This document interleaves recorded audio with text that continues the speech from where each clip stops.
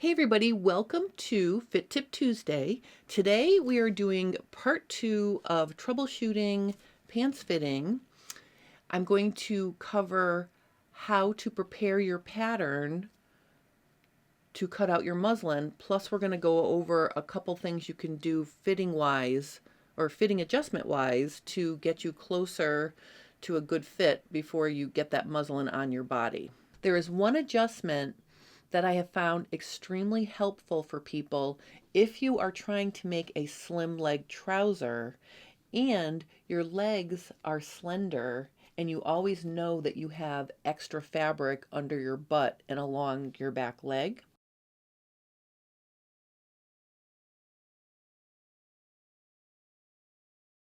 So what I want to do is I want to show you how to adjust your pattern for this before we add the extra that we need along the side and waistline edges. I'm just going to draw myself a line approximately 2 inches below my crotch level. So we know for this size, it measures approximately 27¼ inches. Let's say your upper thigh and leg was only 21 or 22 inches. So you've got a significantly smaller upper thigh in this area. I'm going to show you how to get rid of that extra fabric right here. So let me put the front aside. So the guideline I'm going to draw is from about 4 inches above the top of the waist. I'm going to draw a diagonal line down to my upper thigh area like this. Okay, and you can adjust where this level is, but usually most people need to start removing ease right under their butt. So somewhere underneath the crotch level is a good place to draw that diagonal line. Okay, we're also going to need this part of the horizontal line, and then I'm just going to continue my grain line down to the hem like that. So here's how you can get rid of about an inch and a quarter of the ease on the leg before you start working with it. And the cool thing about this adjustment is it doesn't change. You're not changing any of the outline or the edges of the pattern. So I'm going to start by slashing right up the middle, and then I'm going to slash to the side seam, and I'm going to slash to the side seam on this horizontal guideline as well. Now, this is really important. What we want to do now is we want to overlap the pieces to get rid of an inch. But notice if I try to do that like this, notice my pattern pieces are landlocked. I'm not going to be able to get the pattern to lay nicely unless I create a hinge. And to create a hinge, I need one here and I need one here. So I'm basically going to snip inward like this, to but not through my side seam, so then I can easily move my pieces. Okay, so now you can see I can move them and they're not going to, they'll lay flat. So the first step is I'm going to ignore this piece. So this big piece right here, just ignore that for a minute. What I'm going to do is I'm going to overlap this little triangle piece so that it overlaps 1 inch at the base of the diagonal line. So I'm basically going to slide that in, and you can see what it's doing is it's laying flat and it's overlapping, and then I'm just going to stick a piece of tape there. Okay, so I've set it up so like from here to here, okay, that's overlapped right there. Okay, that amount. I need to put this back so I don't completely kill my cutting mat. Sorry. So then the next step is, let me just recreate my pivot. If you break your pattern apart, or if it tears apart, just realign it, put a piece of Scotch tape, and then you can recreate the pivot, and it'll be stronger because of the Scotch tape. So I'm just gonna do that again, and then I'm just gonna cut back to it close. So I have my pivot back. Okay, so the next step is I want to swing. So I essentially want to swing this lower piece in so that it's parallel like this.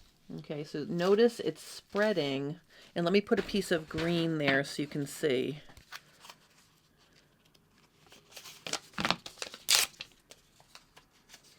Just going to put a piece of green paper here so you can see that it's spreading and it's overlapping.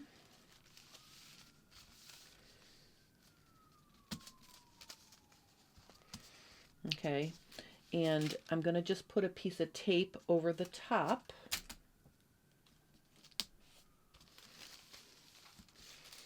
And then I'm just going to allow it to overlap the same amount all the way down.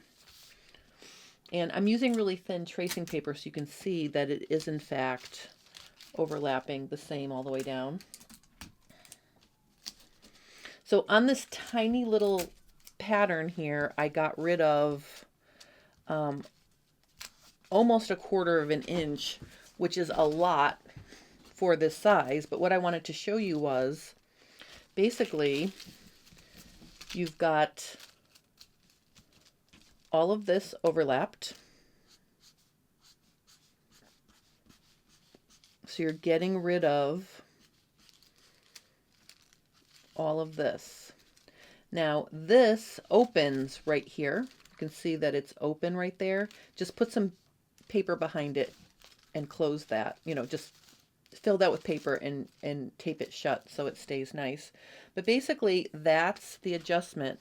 Now if on a real size leg doing about 1 inch to 1 1/4 inches, you'll be able to pull this section down so that the knee is in alignment with each other, and also the hem is in alignment with each other. Okay, I think I pushed it too far for this small scale, and I can't get this to line up, but this will open. Let this part here open until this is even, your hem is even. Okay, so this is a way to get rid of excess fabric underneath your butt if your upper thigh and leg is more slender and you have a ton of ease that you don't want on your leg. Okay, so that's how you can get rid of some of that ease right out of the gate. And again, notice we didn't really touch any of the outside edges of this pattern. So I'm going to tape this in place.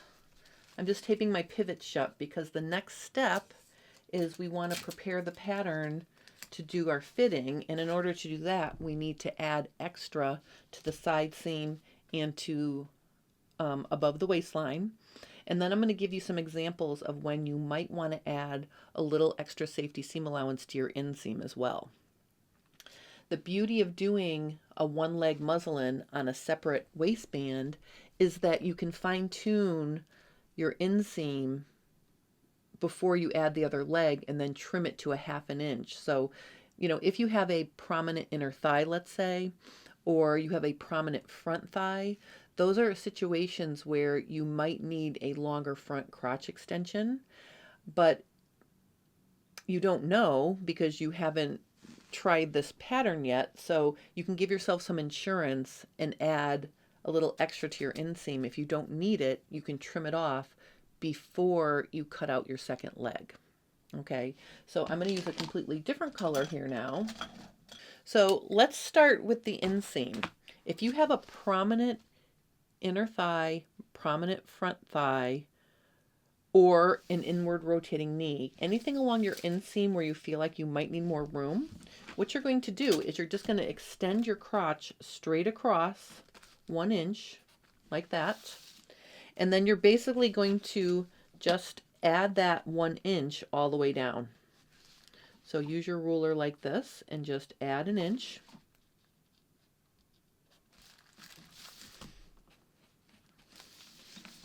Okay, and you're going to do the same thing in the front. Okay, so this is a safety seam allowance only if you, like I said, have prominent inner thigh, prominent front thigh, inward rotating knees, anything on the inside of your leg that you think you're going to need more room. Like if you put your legs together or your feet together and your thighs touch all the way down to the knee, I would add a little extra here just for safety. Now, the pattern has a 1/2 inch seam allowance, so your stitching line on your inseam is going to be 1 1/2 inch seam allowance. Because you're adding an inch, there's already an inch built into the pattern, and we don't want to add it unless you need it. So that's just your safety along your inseam. Then on the side seam, I'm going to add 2 inches like this. Now, of course, I'm eyeballing it. You want to measure. Okay. And then up at the top, you're going to add 4 inches. Now, there is a caveat to this. And let me just add it first, and then I'll explain what I mean. All right, so all of this, and I'm just going to color it in so you can see, all of this is all of your fitting zone, meaning this is all fabric that you can let out your pattern if you need to. Are you going to need to? You might not, but we don't know until we start fitting. And the worst thing is to, cut out a muslin only to find out it's so tight that you can't get it onto your body, because that can happen. So all of this pink that I'm coloring in here, this is all your fitting zone, or the fabric you may need to add into your pattern, but again, we don't know yet. All right, and then the other thing I'm going to do is, once you've added to the top, just extend your darts all the way to the top, because obviously when you sew these, they need to sew all the way up to the top of the fabric. Okay, so that completes the back.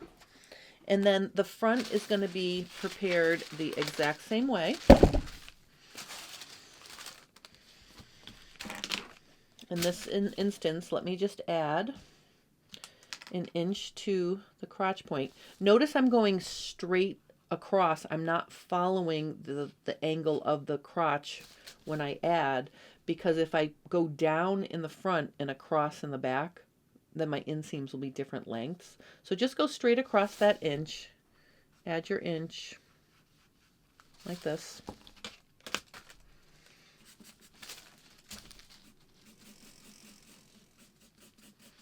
So I just wanted to give you a good visual for how to prepare your pattern and getting it ready to cut out your muslin pieces. Next week, I'm going to show you how to cut out your pieces to make a one leg muslin to fit with, and I'm also going to show you how to sew it together step by step. So join me for part 3 next week, and then on Friday this week, we're going to be continuing on with my Japanese fabric Sorcia Classic Slim Trousers. I'm really having fun with that project, so I'll see you on Friday, 1 o'clock Eastern Daylight Savings Time, live here on my channel. Thank you guys for watching. I hope you have a wonderful rest of your day.